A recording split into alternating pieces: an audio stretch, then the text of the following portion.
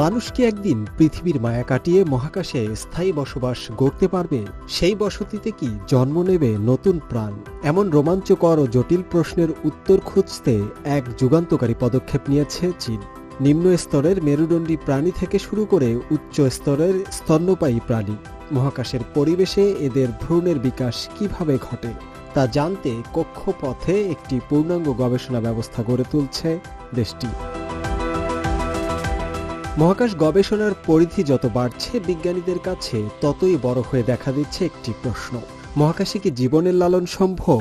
দীর্ঘমেয়াদী মহাকাশ অভিযান বা ভবিষ্যতে আন্তঃনাক্ষত্রিক অভিবাসনের ক্ষেত্রে প্রজনন এবং স্বাস্থ্য রক্ষণাবেক্ষণ সবচেয়ে বড় চ্যালেঞ্জ। পৃথিবীর অভিকর্ষ বলের বাইরে ভ্রূণের স্বাভাবিক বৃদ্ধি সম্ভব কিনা তা যাচাই এখন গবেষকদের মূল লক্ষ্য। চীনের গবেষকদের অত্যন্ত সুপরিকল্পিত এই গবেষণা ব্যবস্থায় জেব্রাফিশের ভ্রূণ থেকে শুরু করে কৃত্রিম মানব ভ্রূণ পর্যন্ত বিভিন্ন পর্যায়কে অন্তর্ভুক্ত করা হয়েছে। মূলত নিম্ন স্তরের মেরুদণ্ডী প্রাণীর ওপর মহাকাশের প্রভাব বুঝতে জেব্রাফিশের ভ্রূণ এবং নিম্ন স্তরের স্তন্যপায়ী প্রাণীর শারীরিক পরিবর্তন ও বিকাশের ধরন পর্যালোচনায় ইঁদুরের ভ্রূণ ব্যবহার করা হচ্ছে। তবে এই গবেষণার সবচেয়ে গুরুত্বপূর্ণ অংশ হল স্টেম সেল থেকে তৈরি কৃত্রিম ভ্রূণ, যার মাধ্যমে উচ্চ স্তরের স্তন্যপায়ী প্রাণী তথা মানুষের প্রজনন রহস্য এবং দীর্ঘমেয়াদী মহাকাশ বসবাসের চ্যালেঞ্জগুলো আরও নিবিড়ভাবে বিশ্লেষণ করা সম্ভব হবে।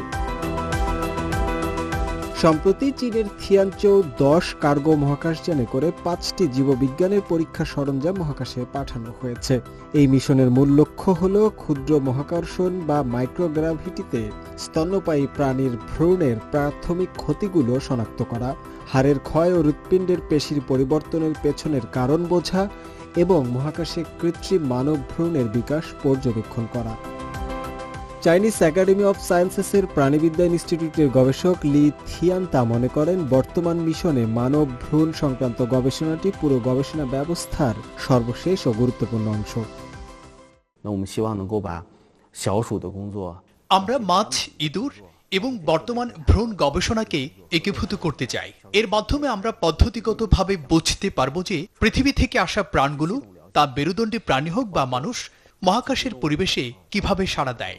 ভবিষ্যতে দীর্ঘমেয়াদী মানব অভিযানে প্রজনন প্রক্রিয়া স্বাভাবিক রাখতে আমরা প্রয়োজনীয় নিয়ন্ত্রণ ও হস্তক্ষেপের উপায় খুঁজে বের করব। চীনের এই প্রজেক্ট কেবল বিজ্ঞানের জয়গান নয়, বরং এটি মহাকাশে দীর্ঘকাল মানুষের বসবাসের জন্য প্রয়োজনীয় ভিত্তি তৈরি করছে।